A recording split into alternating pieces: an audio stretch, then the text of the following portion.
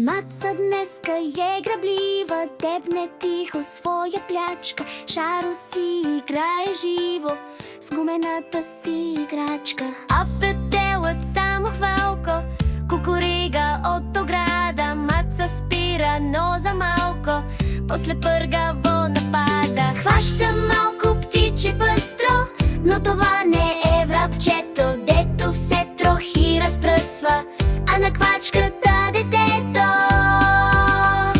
Първи кучето я похва и петелът долетява. Маца все пак бързо смогва да подскочи и успява. Чак на покрива се спира, пилето куцука живо. Квачката си го прибира, в двора всички са щастливи.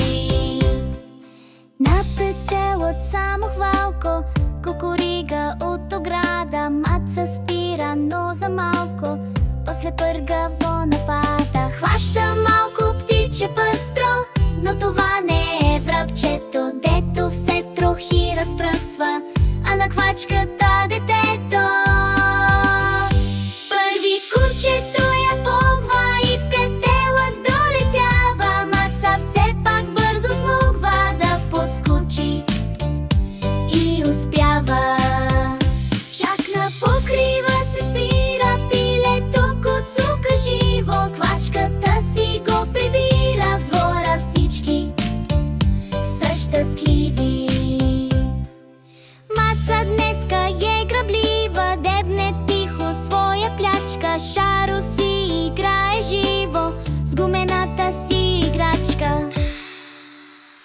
Първи кучето я похва и петелът долетява. Маца все пак бързо смогва да подскочи и успява. Чак на покрива се спира, пилето куцука живо. Квачката си го прибира, в двора всички са щастливи.